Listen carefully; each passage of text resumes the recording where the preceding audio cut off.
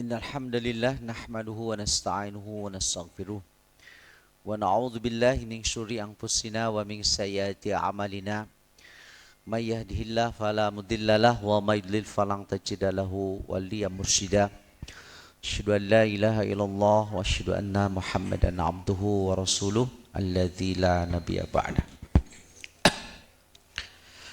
وقال الله تعالى في كتابه الكريم وهو أصدق القائلين أعوذ بالله من الشيطان الرجيم واتل عليهم نبأ ابني آدم إذ قربا قربانا فتقبل من أحدهما ولم يتقبل من الآخر قال لأقتلنك قال إنما يتقبل الله من المتقين.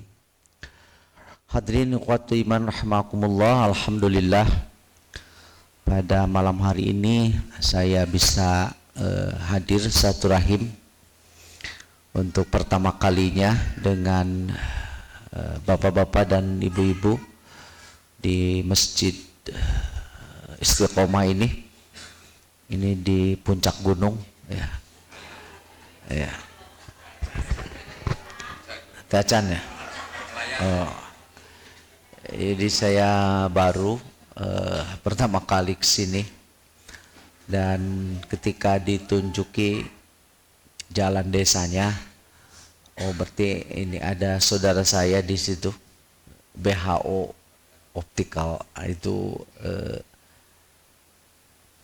Kapilancek kalau bahasa itu ya, itu saudara saya, jadi sudah jalannya ke sini. Tapi masjidnya ini tersembunyi. Ini mirip-mirip Gua Hiro gitu sini. Gua Hiro ini jalannya kan ke Gua Hiro sempit gitu. Alhamdulillah ini luar biasa, bapak-bapak dan ibu-ibu bisa hadir di sini. Tampaknya banyak dari tempat yang jauh. Saya sendiri di sebelah sana di Riung Bandung. Dulu tahun 85 saya pernah juga kuliah sebentar di sini di UIAIN dulu ya namanya, sekitar 3 tahun tapi nggak selesai ya, karena dulu itu kalau dari Unpad ke sini kan naik 2 kali angkotnya. Dari Dipati Ukur sampai ke Cicahem, dari Cicahem naik ke sini. Jadi kuliah di IAIN enggak saya selesaikan, selesainya di Unpad saja. Bapak-bapak, ibu-ibu yang saya hormati, bulan ini kita sudah memasuki bulan Zulhijjah. Ada 2 ibadah pada bulan ini yang oleh Allah Subhanahu wa taala dibebankan kepada kita semua. Tapi 2 peribadahan itu wajib bagi mereka yang mampu. Yang pertama adalah ibadah haji pada bulan Dzulhijjah. Itu pun bagi mereka yang mampu. Man istata'a ilaihi sabila. Yang kedua adalah ibadah kurban. Itu pun bagi mereka yang mampu. Dan ada penekanan dari Rasulullah SAW, man kana lahu sa'atun wa lam yudhi fala yaqrabanna musallana.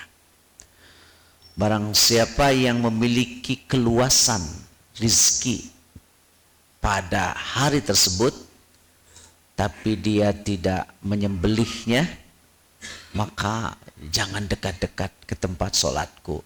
Artinya Rasul tidak berkenan, tidak menyukai umatnya yang seperti ini.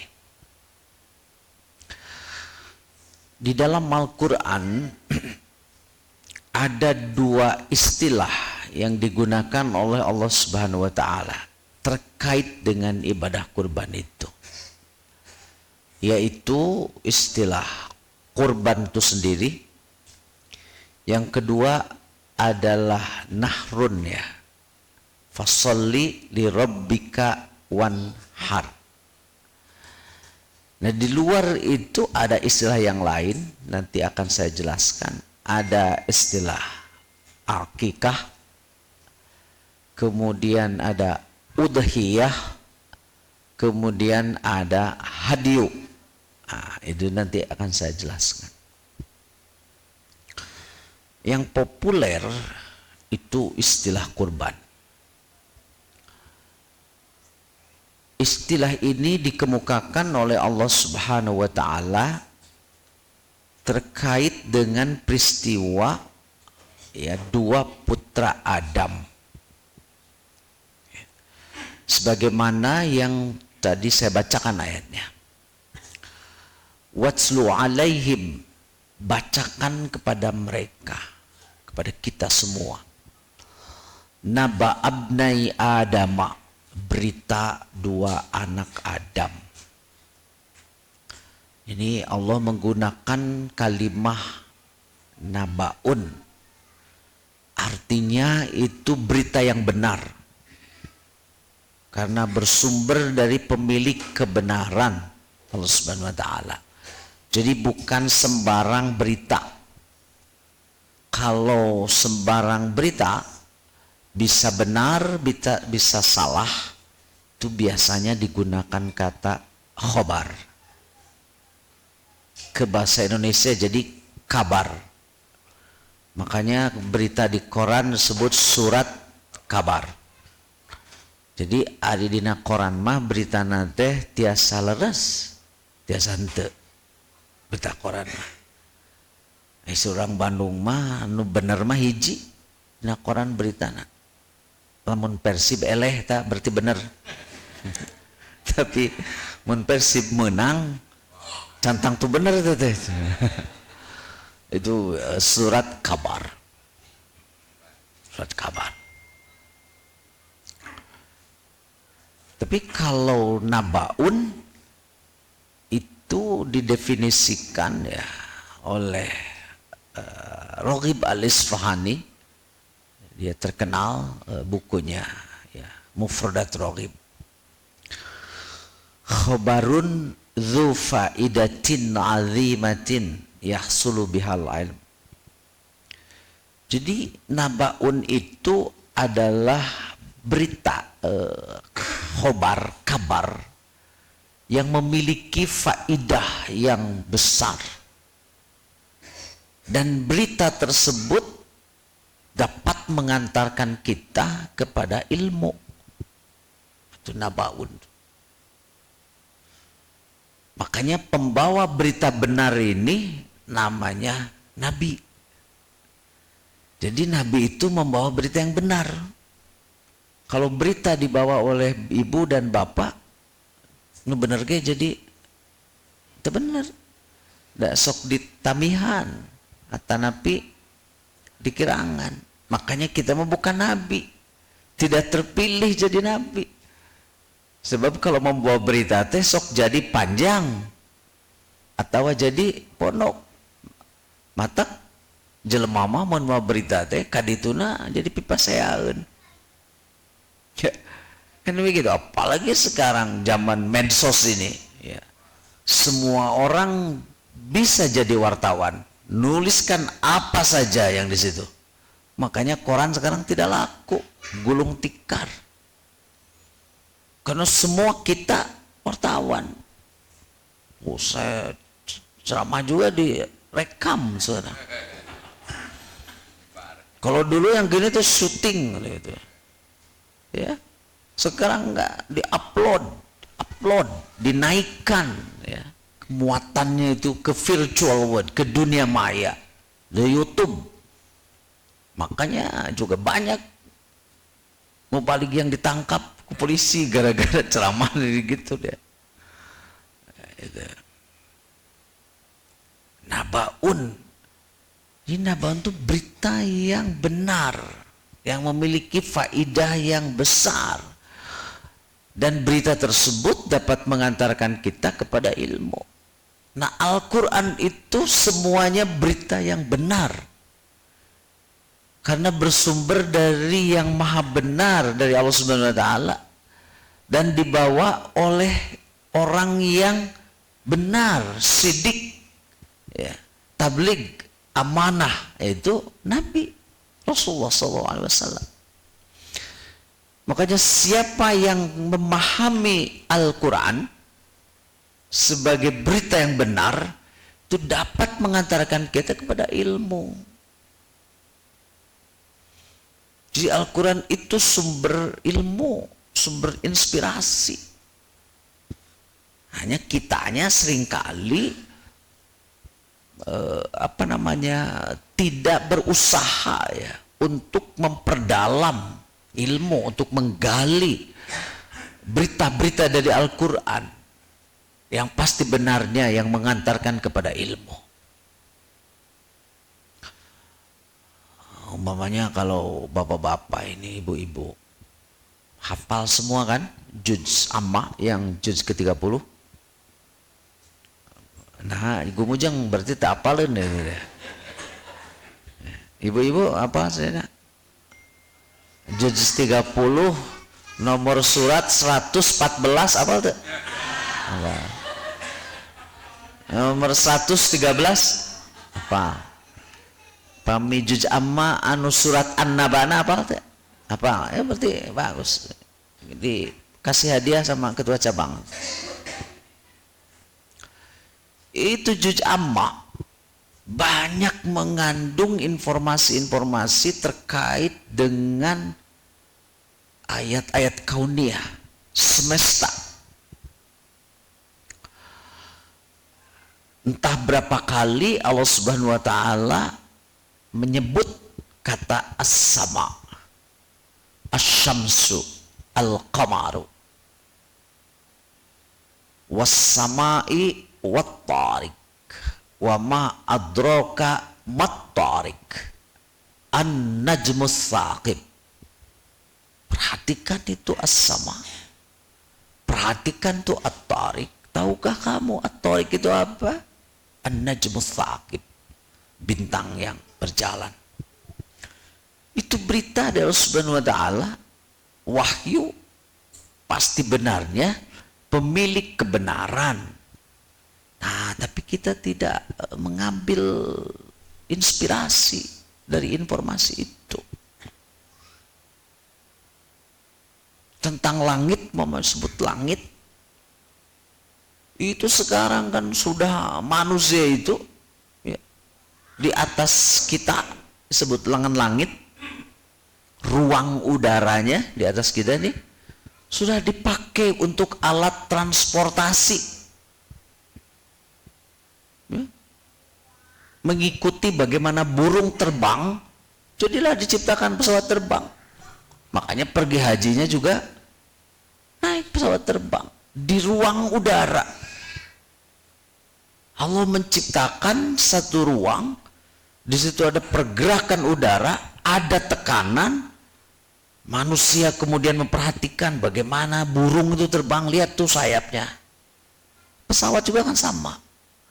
Nah, maka reaksi-reaksi udara itu dipelajari, bisa terbang, mengangkat ratusan ton. Manusia sudah bisa terbang pada ketinggian 37.000 kaki. Bahkan kalau pesawat yang sudah di grounded, yang tercepat tuh sama dengan kecepatan suara, Concorde itu bisa 40.000 kaki. Tinggi sekali. Bahkan sekarang manusia bisa bukan saja terbang tapi naik. Kalau pesawat terbang kan disebutnya take off. Nah, begini. Nanti mah katanya pesawat terbang itu tidak take off, tapi langsung gini kayak gitu. Kalau sekarang namanya airport ya, bandar udara itu karena gitu. Nanti namanya menjadi vertiport karena ke atas langsung. Jadi nanti si landasan tuh gak perlu panjang karena vertiport, vertikal. akan ada ruang udara. Bahkan sejak tahun 57 manusia sudah meluncurkan secara vertikal, namanya meluncur satelit kan, luncur, launching kan, orang launching, ya launching itu diluncurkan, ya. launching gitu, roket diluncurkan tuh satelit, disimpan di ruang angkasa ini, karena di situ ada gelombang elektromagnetik, ada radio frekuensi, jadilah kita berkomunikasi dengan ini, wireless. Dulu kan nggak pernah terpikir kita ini bisa menggunakan telepon yang mobile. Nah, kalau dulu itu kan fix, harus ke rumah. Ada sempat pager ya, ada pager ngasih tahu, tapi cuma ngasih tahu aja pager. Sekarang saya begini, satelit di atas. Itu Al-Quran sudah ribuan tahun ngasih tahu ke kita. Wassamai, perhatikan itu di langit itu. Dan secara tersirat Allah Subhanahu wa taala di dalam surat Ar-Rahman ini kan menyebut kata-kata itu, ya ma'syarul jinni wal insi, wahai sekalian jin. Ini bukan jin ya, sini. Jadi saya nunjuknya sekalian jin sini. Ya, sini kayaknya banyak jin karena gelap. Ya masarul jin nih, sekalian jin dan manusia. Awalin sih. Kalau manusia di tempat yang terang, di dalam jelema resep popoekan, kemungkinan jin. Jin tuh sukanya di tempat yang gelap. Makanya uang yang jelek tuh uang gelap, pasar gelap, pacar gelap, gelap. Ya, pada roek.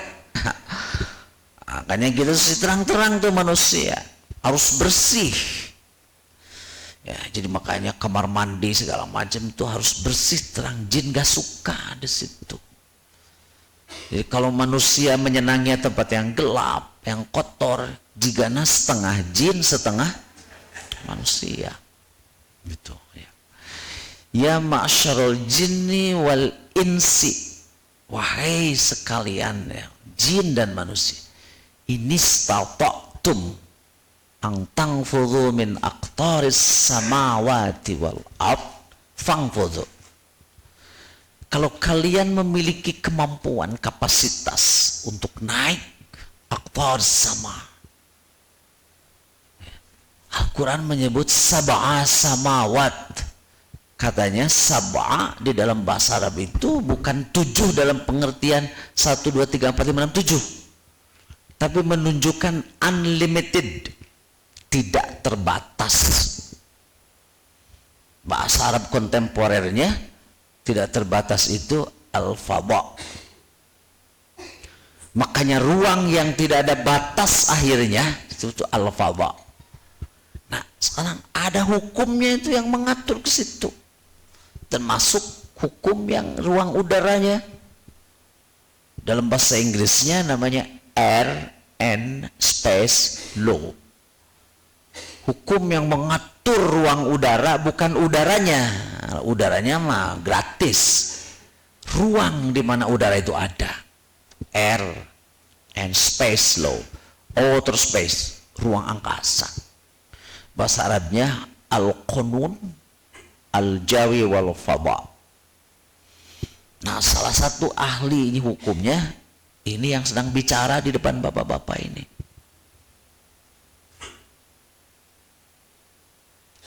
Kurang dari 10 yang ahli Air and Space Law di Indonesia ini. Jadi saya mempelajari hukumnya ke atas, karena hukum di bawah ribut wae lieur ya. Ngumpul copet, korupsi, segala angges-angges yang di situ ya.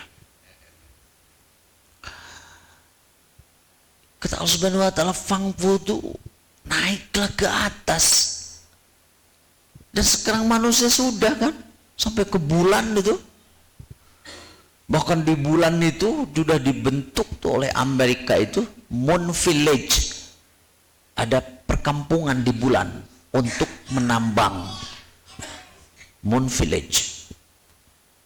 Bahkan bapak-bapak, ibu-ibu sekarang bisa piknik untuk space tourism. Sekitar 2 minggu itu tarifnya sudah murah sekarang, antara mungkin 7 sampai 8 miliar ya. Kerja 2 minggu. Ya murah. Murah. Mahal tuh bagi yang tidak punya uang.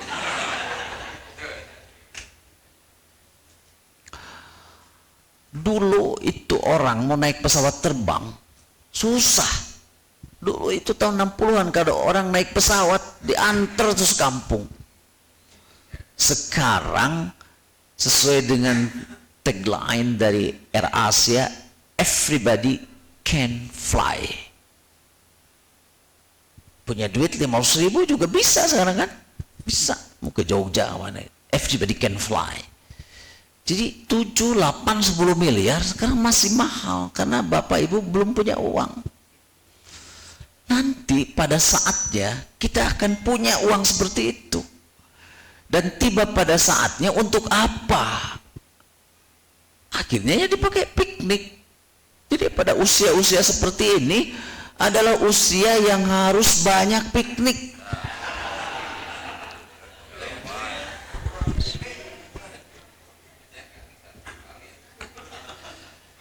Iya, naonan cicing di imah wae di situ. Jadi ada pada satu saat ketika semua kan udah terpenuhi, umur geus kolot, kadaharan oge geus loba anu teu meunangna, tapi uang banyak, untuk apa? Piknik. Nah, pesawat sekarang kan keliling dunia itu gampang. Saya sudah nyaris keliling dunia 2/3 mungkin ya. 2/3 tuh perjalanan terjauh naik pesawat. 32 jam apa itu. Tinggal sedikit lagi. Keliling dunia itu gampang. Nah, nanti piknik ke ruang angkasa. Mungkin diskon akan terus murah tuh. Gitu ya. Naiklah kalau Subhanahu wa taala, atau tembus ke bumi. Tembus. Itu Freeport, perusahaan tambang itu. Berapa ratus meter, bahkan konon katanya 1 kilometer dia menggali itu. Dan di situ tambang yang luar biasa, atau nikel apa, tembus. Begitu juga di laut. Di laut itu anu disebut dengan seabed. Laut pedalaman sampai dengan 10 sampai 15 kilometer. Udah gelap sekali di situ. Manusia bisa ke situ. Dan sekarang ada otoritas dunianya untuk mengelola di situ. Namanya International Seabed Authority. Dan itu harus dibagi kekayaan yang ada di situ. Kata Allah, fangfudhu la tangfudhuna illa bisultan. Tapi dengan kekuatan. Kekuatan yang ada pada diri manusia itu adalah ilmu. Bukan kekuatan fisik. Itu mah bukan kelebihan manusia. Fisik mah ya kayak bapak-bapak di sini kan kelihatan yang sudah expire itu. Ibu-ibu juga. Expire, rambutnya expire. Ininya juga sudah keriput ya. Terus diobras juga diobras gitu sini ya giginya juga sudah banyak yang didiskon ya, giginya diskon. Kalau saya utuh, masih utuh, jadi diskon. Itu fisik, bukan itu kekuatan manusia. Akan tetapi dengan otaknya, quwwatul aql. Harus dilakukan dengan itu. Nah, makanya tadi kan saya mengatakan Al-Quran itu adalah sumber berita yang benar. Dan siapa yang menggali Al-Quran, tadi saya ngasih contoh dari situ, maka akan menuntun kita kepada ilmu. Tapi kita ketika disebut was-sama'i wat-tariq, wasyamsi wadduhaha, perhatikanlah matahari itu dengan sinarnya. Tapi nggak jadi perhatian kita. Berapa puluh kali Allah menyebut kata laut di dalam Al-Quran. Tapi kita pernah beranjak apa yang ada di lautan. 2/3 dari bumi ini laut isinya. Dalam surat Al-Rahman Allah mengatakan marojal bahraini, pertemuan dua laut, langit, bumi, lain dan sebagainya. Itu saya ingin memberi contoh ya, bagaimana Al-Quran itu sumber berita yang benar yang mengantarkan kita kepada ilmu pengetahuan. Nah, salah satunya ini kata Allah Subhanahu wa taala, watslu alaihim naba abnai Adam. Bacakan berita dua putra Adam. Idz qarraba, ketika mereka berdua berkurban. Kurbanan dengan satu pengorbanan. Fatuqabbila min ahadihima, maka diterima kurban yang satu. Walam yutaqabbal minal akhar, dan tidak diterima kurban yang satunya lagi. Ini kan masyhur cerita ini, riwayat ini, sejarah ini terkait dengan kisah Qabil Habil kan gitu ya.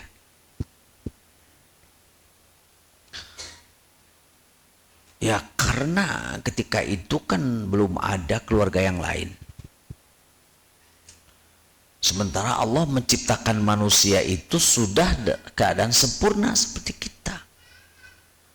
Antara lain ketika pada periode usia tertentu Allah menganugerahkan kepada manusia itu quwwatus syahwat, yaitu power, kekuatan, daya untuk menyukai hal-hal yang bagus, hal-hal yang indah, syahwat. Jadi syahwat itu tidak identik dengan libido. Nafsu seksual itu salah satu. Tapi syahwat itu apapun yang menyenangkan bagi manusia itu syahwat. Kekuasaan itu kan menyenangkan. Ya. Jadi ketua RTW geus bunga, menjadi presiden. Makanya orang menyebut ada syahwat kekuasaan, kan begitu. Kekayaan itu menyenangkan. Menyenangkan kan? Ibu-ibu mau jadi orang kaya? Mau kan? Maka ada syahwat kekayaan. Tapi apakah kemiskinan sesuatu yang menyenangkan? Kayaknya bukan ya. Maka tidak ada kita mendengar dia mah syahwat menjadi miskinnya kuat sekali. Gak ada. Makanya bahkan Sayyidina Ali pernah mengatakan, seandainya kemiskinan itu berbentuk manusia, akan aku bunuh itu. Tapi sayangnya tidak berbentuk manusia. Jadi syahwat itu hal yang indah, yang menyenangkan. Makanya laki-laki menyukai perempuan. Syahwat. Perempuan menyukai laki-laki. Zuyna linnas hubbus syahawati minan nisa. Nah, jadi laki-laki itu dianugerahi oleh Allah menyukai perempuan. Fitrahnya.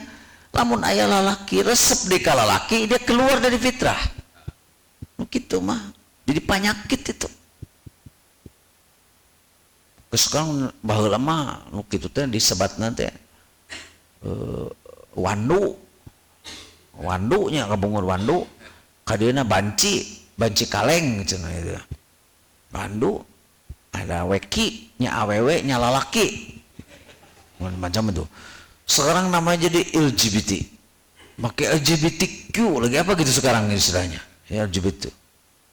Aneh-aneh, simbolnya itu pelangi. Nah, padahal fitrahnya itu zuina linnas hubbus syahwati minan nisa. Kenapa disebut laki-laki? Apa perempuan tidak suka laki-laki? Enggak. Karena Allah sudah menciptakan berpasangan. Lamun lalaki resep kawin manya apa yang teresepnya tuh mau jadi. Hanya mungkin ada ibu-ibu resep ke lalaki teh karena lalaki nanti karena duitnya itu. Ya. Zina linnas hubbus syahawati minan nisa wal banin. Anak. Tidak ada manusia itu yang tidak menyukai terhadap anak itu. Wal qanatiril muqantarati minadz-dzahabi wal fiddah. Itu syahwat, jadi syahwat terhadap anak kesukaannya itu. Syahwat terhadap harta, kendaraan yang bagus. Kan sekarang juga kita suka. Ari ibu bapak resep kena mobil saya atau resep kena mobil butut? Normal. Berarti lamun aya eta jelema resepna teh ngagugulung mobil butut itu normal tah? Jadi parios da syahwat teh bener mah kanu kendaraan saya itu. Itu syahwat tuh namanya. Nah jadi putra-putra Adam pun akhirnya ketika usia tertentu dianugerahi, dia menyukai lawan jenis, tapi tidak ada keluarga yang lain. Gitulah kira-kira. Maka Allah menurunkan hukum khusus yang berlaku pada saat itu. Dan kebetulan Nabi Adam alaihissalam itu ya sebagai keluarga pertama di dunia ini, anak itu lahirnya berpasangan. Laki-laki perempuan, laki perempuan. Nah, konon Allah Subhanahu wa taala lewat Nabi Adam kemudian menurunkan aturan pernikahan cara silang gitu. Ya. Ada namanya Qabil ya. Pokoknya kita percaya aja namanya Qabil karena juga kan belum ada akte kelahiran ya. Nabi Adam itu. Kelurahannya juga belum ada lurah zaman Nabi Adam itu ya. Nggak ada disduk gitu, belum ada pemilu.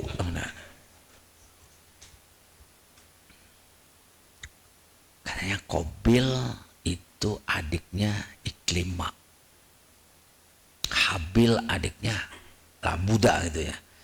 Itulah percaya aja, nggak ada disduk gitu. Ada yang namanya Qabil sini?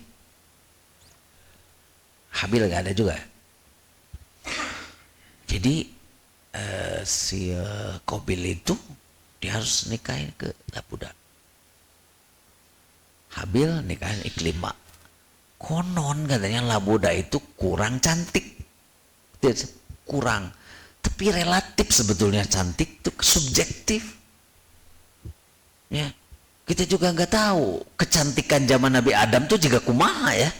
Sebagaimana halnya gantengnya Nabi Yusuf teh jika kumaha ya, karena kegantengan tuh tiap periode berbeda.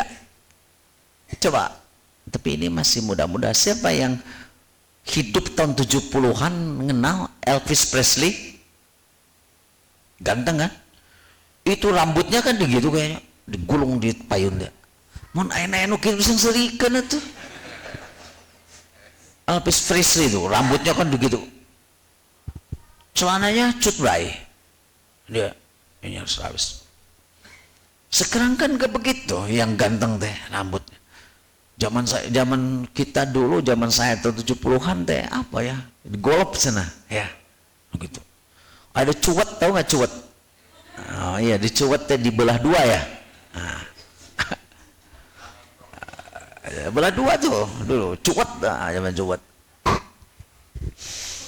Jadi waktu itu saya kan di kampung, sekolah ke kota itu jauh 7 kilo. Jadi jalan dulu setengah jam, baru jalan hideng tuh, jalan aspal, naik angkot dulu pertama kali ada, tapi saya naik sepeda juga kadang-kadang dari kampung ya, golep minyaknya tanco ya dulu ya, no hejo liket tapi si minyak edam mah si lamutnya teu euneur. Iya, teu euneur tuh tanco tuh buatan Jepang mana ya gitu, teu euneur ke angin ngagelebuk magengan, mun angin ngagelebuk si lebu narapo. Makanya harus keramas setiap hari. Tapi persoalannya tahun 70-an itu sampo belum begitu banyak, jadi di angin nanti aku sabun colek. Kan jadi ketome atuh, totome itu tancok kadiana aya bris kan. Makanya dulu yang ganteng itu pria bris, kayak iklannya Robby Sugara 70. Robby Sugara tuh kan, oh, saya golf. Nah udah SMP, teman saya, cina iya, akhirnya mah zaman cuat. Jadi saya itu sama teman perempuan waktu SMP kan, can beger-beger gitu, dicuetkan gitu. Akhirnya sampai kuliah itu cuet-cuet. Gaya rambut. Sekarang coba gaya rambut anak muda ayeuna. Aneh aya nu di gitu gitunya juga pakai aya jalan naon di dieu tes gitu. Nyanto. Ya anak-anak ya, ayo di dia kuciran setik gitu. Jadi kegantengan, kegelisahan itu relatif subjektif. Makanya waktu saya menikah dengan istri yang sekarang, saya tidak pernah minta pendapat siapapun. Enggak, udah saya putuskan. Sebab kalau minta pendapat siapapun mau jadi halus galuhur nama halus ngan sukuna jebrag. Jebrag teh itu apa? Ya iya di kampung mah kan jebrag teh sok tanur ngaramet ya, ngaramet. Ini subjektif, makanya ini yang belum nikah juga nanti kalau tuh satu aja kriterianya, ulah loba teuing. Kalau kecantikan itu ingin sempurna, gak akan pernah ada. Satu, ulah loba teuing hiji. Supaya itu yang dipelihara. Umpamanya, kenapa kamu menikah perempuan ini? Saya suka hidungnya. Naon? The best. Sebab irung demeste itu selamat sebetulnya. Jadi lamun tisusut teh moal ke bawah. Ya lamun mancung itu pertama jadi korban. Sujud. Ya, jeung lamun sujud ge nu demes tuh khusyuk karena harus kena kan? Harus kena gitu. Jadi satu aja. Makanya pelihara itu sampai tua untuk memelihara cinta. Satu. Tapi sebaiknya jangan mencintai rambutnya karena berubah rambut itu. Begitu warna hidung terus jadi huisan, berarti gak cinta lagi gitu ya. Subjektif itu cintaan itu. Jadi labuda kurang cantik itu subjektivitas sih. Mobil saja.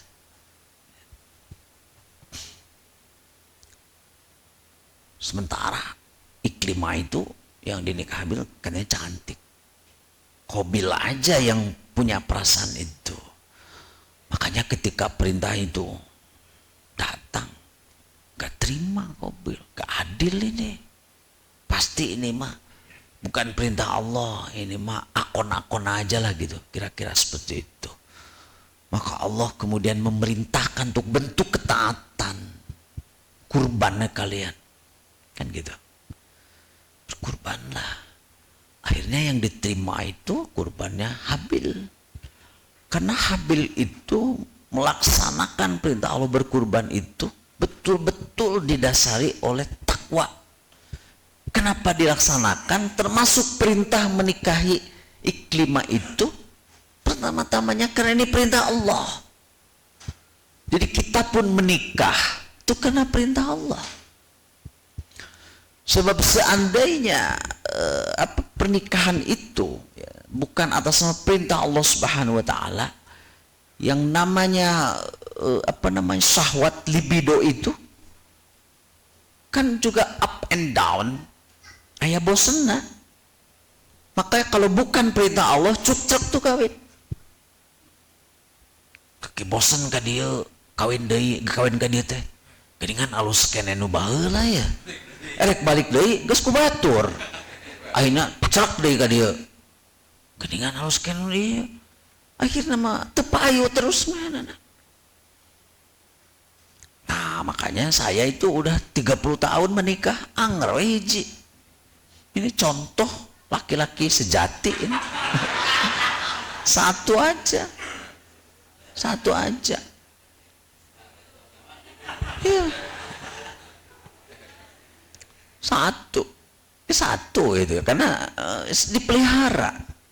Ya, dipelihara karena cinta itu dianugerahkan oleh Allah dan kita harus merawatnya dengan imajinasi positif.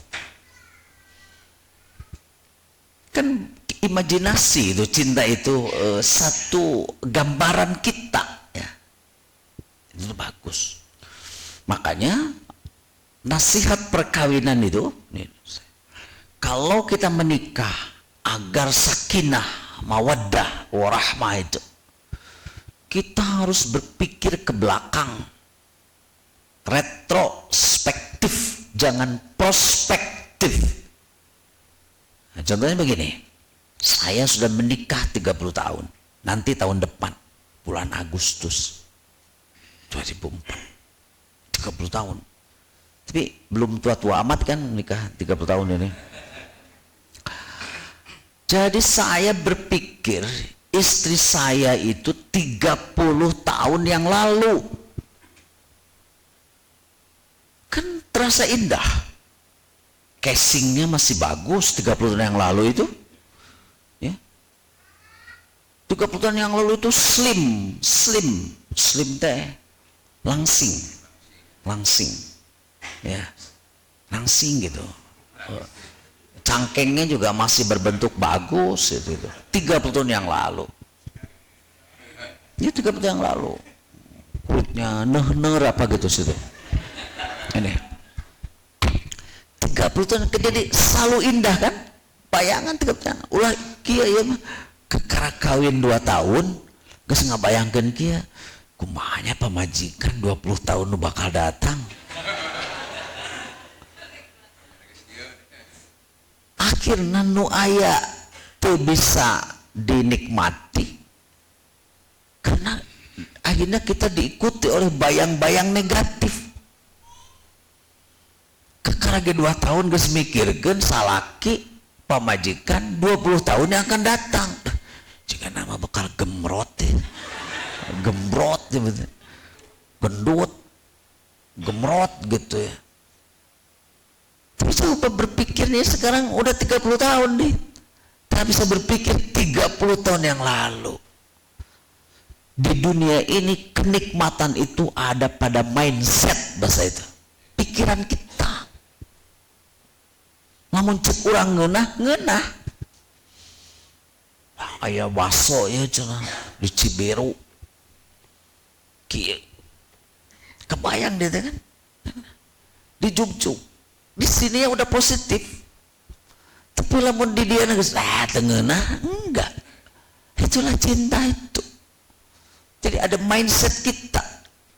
Makanya tadi saya mengatakan geulis teh ulah cek batur cek urang. Terus ibu-ibu, bapak-bapak, kumaha? Jigana ieu mah rada kurang jalujur bapak-bapak itu.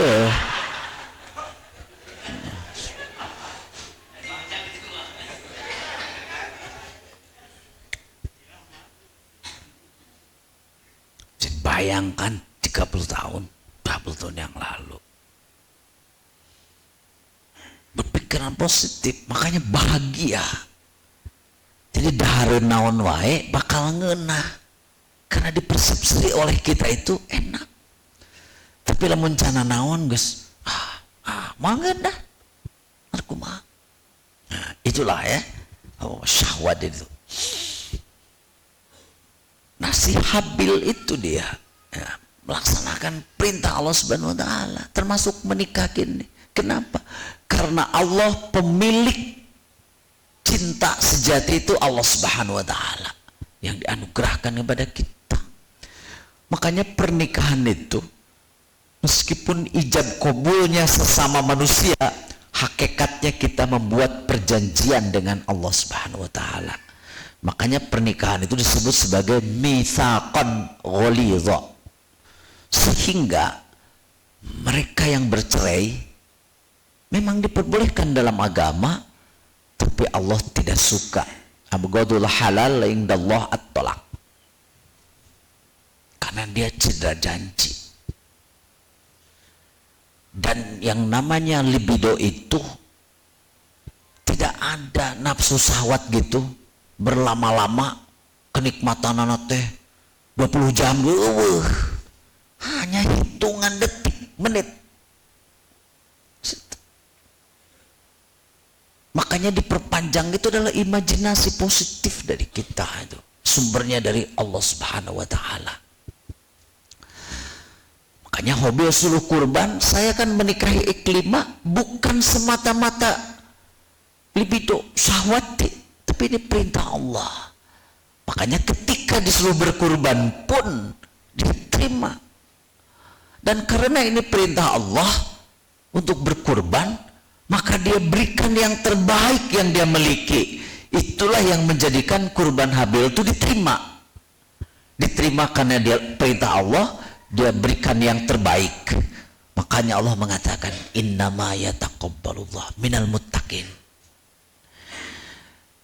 Kurban diterima hanya dengan bertakwa. Makanya kata kurban itu terkait dengan motivasi dan tujuan, bukan kepada bentuk pengorbanan. Motivasi dan tujuannya itu takwa. Makanya para ulama itu mayoritas mengartikan takwa itu adalah melaksanakan perintah Allah dan menjauhi larangannya. Jadi diterimanya orang yang berkurban karena ini melaksanakan perintah Allah. Karena Allah itu maha segala-galanya, maha baik segala-galanya. Maka ketika perintah itu datang, kita harus memberikan yang terbaik. Makanya sampai di sini kurban bisa kita definisikan menjadi demikian. Kurban itu adalah melaksanakan perintah Allah, memberikan yang terbaik yang kita miliki, dan kita juga menyukainya, tapi orang lain masih memerlukan, jauh lebih memerlukan ketimbang kita. Itulah kurban. Makanya tidak ada pengorbanan untuk diri sendiri. Menyebutkan dia mau orang marek kurban kersorangan disebut kurban itu untuk kesenangan orang lain. Dan yang kita berikan itu yang terbaik yang kita miliki. Urang oge sebenarnya mah butuh hayang resep kan nanti. Tapi orang lain lebih membutuhkan. Itu pengorbanan. Jadi korban mah lain mikeun barang sesa. Tapi yang terbaik yang kita miliki itulah nilainya. Innama yataqabbalullah minal muttaqin. Makanya Allah kemudian menegaskan lagi bahwa kurban itu bukan persoalan daging atau darahnya, tapi motivasinya. Allah mengatakan la yanalallahu luhumuha wala dimauha walakin yanalu taqwa minkum. Dipertegas lagi. Jadi kurban itu istilah kurban yang merupakan fondasi, motivasi, orientasi, tujuannya takwa Allah Subhanahu wa taala. Wujudnya memberikan yang terbaik yang kita miliki karena orang lain lebih membutuhkan. Itu pengorbanan. Hadirin ikhwati man rahimakumullah. Makanya kemudian di dalam perkembangannya, nah, bentuk pengorbanan ini Yang jadi penyembelihan hewan tuh bagaimana? Allah kemudian lebih menjelaskan dulu nih yang tadi saya katakan bahwa pengorbanan itu memberikan yang terbaik yang kita miliki kepada diri Ibrahim. Ibrahim itu menunggu nyaris 80 tahun supaya dia punya anak. 80 tahun frustasi itu di orang mah 80 tahun guys ngomong guys hese seueuh juga nama di alam dunia stroke 80 tahun 80 tahun, tapi kan tidak ada yang mustahil bagi Allah Subhanahu wa taala. Akhirnya dianugerahi itu putra Ismail nunggu 80 tahun. Kabayang nunggu 80 tahun kakara boga budak. Orang 5 tahun can boga budak wae malam mitohan tadi serahkeun gitu. Coba bayangkan ujiannya 80 tahun punya anak laki-laki Ismail. Setelah lahir atas perintah Allah Ibrahim harus menempatkannya biwadin ghairi dzar'in indal baitikal muharram, di lembah Faron, di satu lembah lengkob yang tidak tumbuh-tumbuhan. Dulu namanya lembah Faron yang sekarang jadi kota Mekah. Situ tempatkan Ismail dan ibunya. Ini perintah Allah dan Allah memang akan membentuk peradaban di situ. Berkorban tuh Ibrahim, kekal lahir tempatkan di situ. Karena masa depan manusia lebih memerlukan untuk dibentuk peradaban.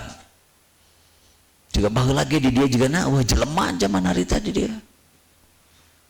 Mungkin ada orang entah dari mana ngebuit-buit di dia gitu, ngabaladah ya bahasa itu saja. Berkorban kan untuk kita.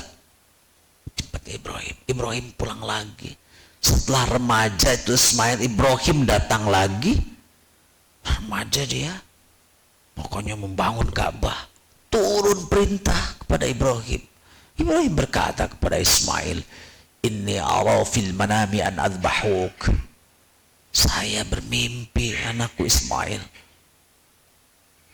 diperintah menyembelih kamu. Fangdur madataro. Bagaimana? Ismail kan didikan ibunya Hajar. Kata Ismail, "Ya abati if'al." Lakukan saja, ini perintah Allah. Satajiduni insyaallah minas sabirin. Insyaallah engkau akan menemui aku dari golongan orang-orang yang sabar. Coba bayangkan nunggu 80 tahun setelah remaja harus disembelih. Ya, harus disembelih. Dilaksanakan oleh Ibrahim.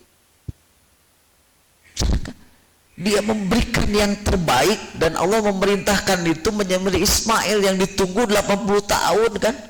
Jika namun ayah nama kia-kia ting mah geus mau asup Islam gitu kan. Laksanakanlah Ibrahim. Kata Allah, cukup Ibrahim, kamu lulus, maka digantilah dengan seekor hewan. Domba yang sembelihan yang besar. Maka sejak saat itulah bentuk pengorbanan itu menyembelih hewan, bukan manusia. Ya. Nah kalau dulu di Mesir kan ada tuh namanya tumbal kalau gitu. Jadi sungai Nil itu tiap tahun banjir. Supaya banjirnya reda, biasanya dicemplungkan istri nu panggelisna sa Mesir. Jadi rugi, jadi awe nu gelis harita. Mata kabeh harita ngaraku goreng patut.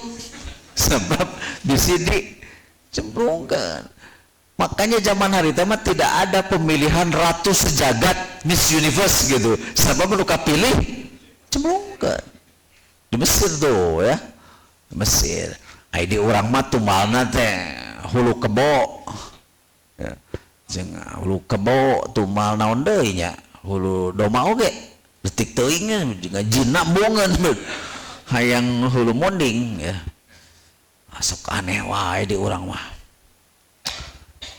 insinyur geus sakola mang tahun-tahun yang jamatan kereta cepat mulai datang tah aki-aki buta huruf baju hideung kuntu hideung segala hideung aki mah tetangga waler cenah cep si jamatan ieu teh namun tadi kubur di dia 2 hulu kebo eta si insinyur teh kalah kanurut ka aki-aki buta huruf peunceut kebo itu bukan kurban karena itu bukan perintah dari Allah Subhanahu wa taala, itu perintah ti aki-aki buta huruf. Jadi dia mah aki-akina henteu buta huruf ya, buta tulang buta daging gitu. Tumbal. Nah, kurban itu bukan tumbal tapi perintah dari Allah Subhanahu wa taala. Nah, makanya kurban itu menjadi fondasi dari ibadah penyembelihan itu tuh takwa, tidak berubah. Begitu juga bentuk ibadah kurban juga sudah ditetapkan, itu unta ber10 boleh, sapi boleh ber7, kalau kambing 1 saja ya. Nah makanya di dalam istilah yang lain ya, kalau kurban itu kan fondasinya ada bentuknya pengorbanan itu penyembelihan, ada istilah akikah yaitu mereka yang punya anak putra atau putri, kalau laki-laki 2 kalau perempuan 1 disembelih, itu namanya akikah. Disembelih dibagikan mentah, gak dipasak dulu, akikah namanya.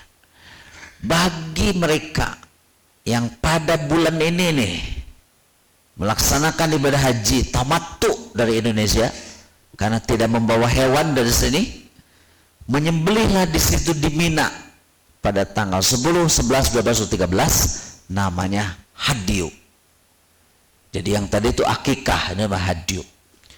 Bagi yang tidak pergi haji berada di sini seperti ibu dan bapak, nanti pada tanggal 10, 11, 12, 13 menyembelih, itu namanya udhiyah. Makanya hari penyembelihan itu disebut dengan Idul Adha, hari penyembelihan. Akikah, hadyu, udhiyah kan? Kesemuaannya itu mau akikah, mau hadyu, mau udhiyah, itu namanya nusuk. Bukan nusuk tusuk. Nusuk artinya ibadah yang berbentuk penyembelihan hewan tertentu. Makanya doa iftitah kita, inna sholati wa nusuki, sesungguhnya sholat kita dan penyembelihan kita lillahi rabbil alamin. Kan kembali lagi kayak kurban yang tadi ya, fasolli li rabbika wanhar. Nah, nahrun kan yang tadi, nahrun itu adalah menyembelih, tempat menyembelih hewan untuk kurban. Hadyu itu di Mina namanya manhar. Hari-hari penyembelihan disebut dengan ayyamun nahar ya, 10, 11, 13 ayyamun nahar. Itulah bapak-bapak, ibu-ibu ya, di pengertian kurban. Kemudian dirangkum tadi nusuk tuh, mau akikah, hadyu ataupun udhiyah. Singkatnya, semua itu harus atas dasar perintah dari Allah Subhanahu wa taala. Dan dalam melaksanakan perintah itu agar betul-betul menjadi pengorbanan, maka kita harus memberikan yang terbaik yang kita miliki. Kita juga menyukainya, kita juga membutuhkannya, tapi orang lain lebih membutuhkan daripada kita. Itulah pengorbanan. Itulah pengorbanan. Oleh karena itu, dengan memahami hakikat dari ibadah kurban, sebetulnya semua orang bisa berkurban. Tapi tidak semua orang bisa berhadiu, karena kan harus ke Mekah dulu. Tidak semua orang bisa berakikah, karena ketika lahir tidak punya untuk membelinya. Tidak semua orang juga bisa udhiyah, yang tegadu artos.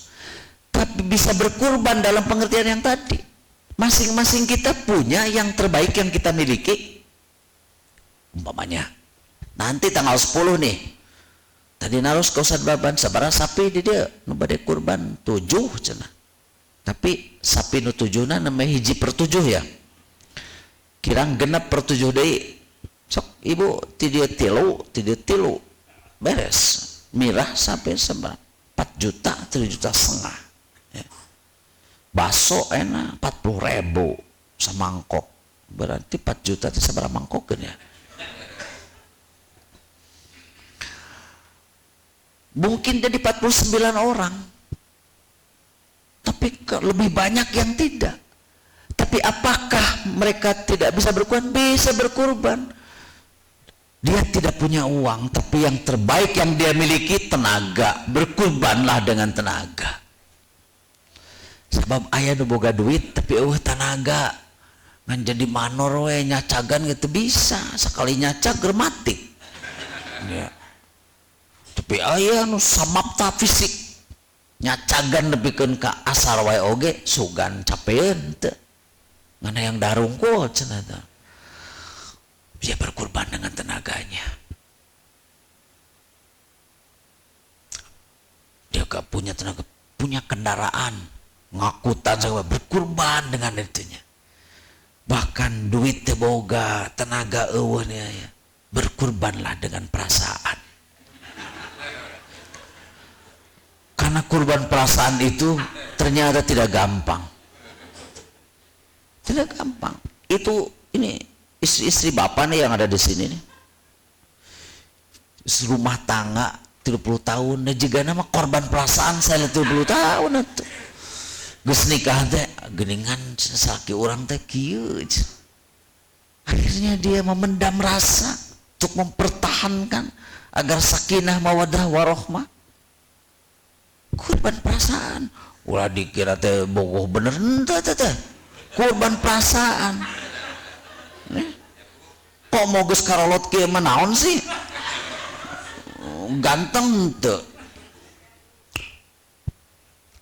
Eta saya pernah naik kereta itu si ibu nanti meni bela gitu ya. Kayaknya si bapaknya itu baru stroke dia. Dituntun ke toilet sama istrinya itu. Dia tuntun bela. Nu baheula wah legeg jadi laki teh, legeg. Nu sok salaki mah da ka pamajikan teh nganggap bodoh wae. Mata nyebut cicing awe malah nya hitut boga ge untung gitu. Nah kelakuan salaki teh. Beranding oge mere resiko sabulan ngan ukur 20 juta. Ageng tak? Wah, gus luka glegeg. Padahal ngeresikoan sakit tuh. Suka glegeg. Itu si ibunya tuh bela. Bapaknya jalannya gitu, tangannya udah gini. Dipencet tangan. Korban berkorban. Dan kehidupan ini menjadi tentram, menyenangkan. Karena pengorbanan setiap orang. Allah mengingatkan dalam Al-Quran kepada yang mengaku kaya.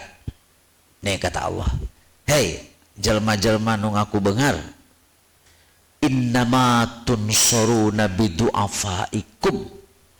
Kalian itu menikmati kekayaan karena pengorbanan. Tunsuruna bi pengorbanan orang-orang yang lemah. Lamun di alam dunia iya eueuh nu miskin aya kitu nu ngaranna nu beunghar. Eueuh matak disebut tu beunghar teh karena ada orang miskin. Berkorban dia. Tara aya nu beunghar naon mersihan WC sorangan enggak ada. Datanglah orang yang miskin. Septic tank, sedot, Pak ieu bocor Pak. Wiosna abdi turun mereka dinya tuh. Innama tungsuruna bidu'afaikum. Hei itu para pemimpin, nu ngaranna rakyat, menteri, gubernur, bupati, kalian itu menikmati kekuasaan itu karena adanya pengorbanan yang namanya rakyat. Sok lamun ayeuna pemilu rakyat teh mulai hoream lah pemilu teh anggar gitu keneh nemul moal aya presiden anyarna oge urang teh engke teh Februari teh caricing we di mah si duru we kabeh hoream lah meureun eueuh presiden ya kata Allah innama tunsuruna bidu'afaikum. Jadi hei orang-orang kaya, hei yang mereka yang mengaku the haves, kalian para the haves itu karena at the expense of the poor people, at the expense of the haves not. Kalian mengaku kaya itu karena pengorbanan orang-orang miskin. Baru kalian menikmati kekayaan. Jadi singkat kata, dunia ini menjadi tentram, nyaman karena semuanya berkorban. Saya datang ke sini capek sebetulnya, aduh, kerjaan tapi udah janji ini Ustaz Bapak. Makanya sama istri tadi diantar sama istri. Istri saya juga baru datang dari Garut. Itu istri soleha itu nganterin. Sekarang pergi dulu kemana nggak tahu, nanti pulang lagi karena tidak ada suami yang lebih baik di dunia, cuma ini yang satu. Jadi balik lagi jemput dia. Berkorban karena saya tahu bapak-bapak ibu-ibu berkorban waktu akan datang ke sini. Masa saya nggak datang? Saya yang berkorban. Situ. Itulah jiwa kurban. Kalau tidak ada pengorbanan nggak akan nikmat. Nggak akan nikmat. Orang cecelebakan, dahar sangu kejo, kejo. Itu pengorbanan para petani. Ngagebot. Baheula mah etem ngalidak. Saya juga ngalidak dulu itu. Bisa ngalidak mun ayeuna mah ararat teu. Dulu itu ngalidak saya, tuh ngalidak di situ. Ya, terus di tepian gitu dipisahkan. Kadang-kadang kan aya si pare nu hapana. Haliber terus ana digebot. Itu petani leg-leg. Makanya orang tua itu dulu menasihati ke anaknya, lamun nyatu nyebutnya kayak ini sim kuring teh ya nyatu teh sing apik ulah ngaremeh cokota benar situ. Karena bagaimana perjuangannya itu situ, pengorbanan dari petani. Nggak nawe orang mau di kota langsung dahar sangu jung sumur jengkol asin itu asin itu nyeuna hese teh dipoe terus diuyahan segala rupa nepikeun ka jadi asin lese korban nih da lamun ngaliwat dahar goreng jengkol jeung teu jeung sanes jeung asin teu ngeunah ya makanya goreng jengkol jeung keju teu ngeunah situ ya gak enak itu ya kita mah orang Sunda angger we nu pangeunahna mah jengkol. Eta cenah jengkol mah bau, aya kitu dahareun nu teu bau. Sok. Hanya karena kita suka disebut we seungit. Ceuk nu resep. Ceuk nu resep mah bau jengkol, ceuk nu resep mah seungit sama jengkol. Jadi itu masalah persepsi. Jeung anu boga dosa mah sabenerna beuteung urang. Sarupaning nu geus ngaliwat kana beuteung urang, gegemos urang. Jadi butut na naon oge. Keur memeh asup kana beuteung mah kaangse. Seungitna ya goreng jengkol. Dihuapkeun we. Ngalangkungan kan petuangan. Dipiceun. Sahanya nu ngegebro di dieu teh. Bau jengkol tuh gara-gara nama beuteung coba lamun anger si jengkol teh dina piring seungit terus. Jadi nu kalakuan teu balegna mah beuteung. Makanya nanti yang pertama kali busuk tuh dikubur beuteung. Jelema garlut urusan si pejit.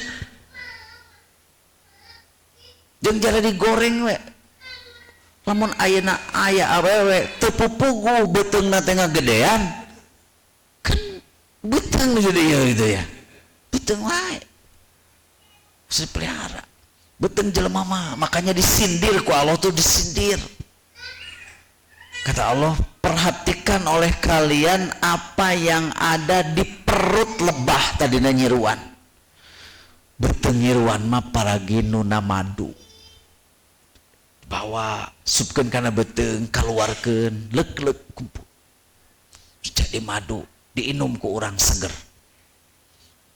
ngaliwatan beteung nyiruan jadi madu ngaliwatan beteung careuh jadi kopi luwak. This is the most expensive coffee in the world gitu iklan nanti ini kopi yang termahal.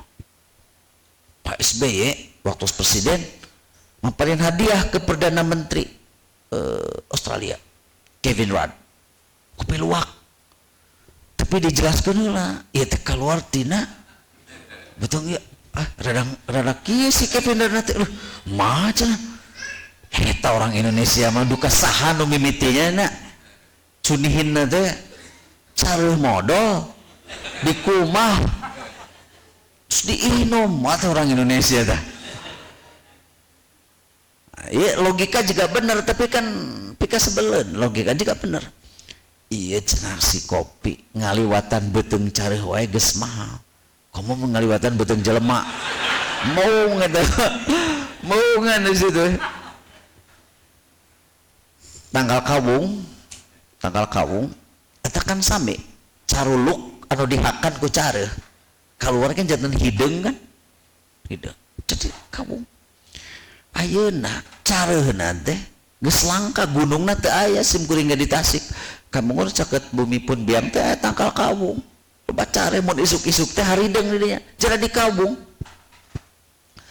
mata kaena careuh teh di dama-dama ayeuna mah ya di kanangan di asongan kopi supaya dihakan supaya modal gitu dia si non si careuhnya gitu ya di kumah makanya saya mah gak suka kopi luwak keur mah kirang resep kena kopi air putih lah gitu putih tanah kena kopi redas soalna cenah kieu kopi mah jodoh nanti jeung rokok eta goreng nada makanya saya nggak minum kopi nggak suka gula-gula maka di rorompok teu aya tuh namina gula bodas nggak ada karena saya nggak suka yang manis-manis sudah manis dan nggak kalau pernah justru sok ngaleut kopi di rumah pun bojo ya tapi kopinya telah digulaan sempurna ngaos ke pengalengan tuh aya bos kopi luwak tadi ya habis cek sim kuring teh we abdi mah udah teu aya teh di dieu mah sadayana kopi ya nah coba itu beteung careuh menghasilkan yang mahal ari beteung jelema nu alus jadi butut nu seungit jadi bau gara-gara ngelewatin jelema tah kieu beteung makanya penyakit apapun obatnya tetap perut kan tara aya sugan nyeri sirah kadeukeun we ieu sieuna teh panadolna plek teh capluk ka dieu makanya kepunggulkan ya obatnya ultra flu pun aki mah nyebutna teh pangmelikeun cenah ul capluk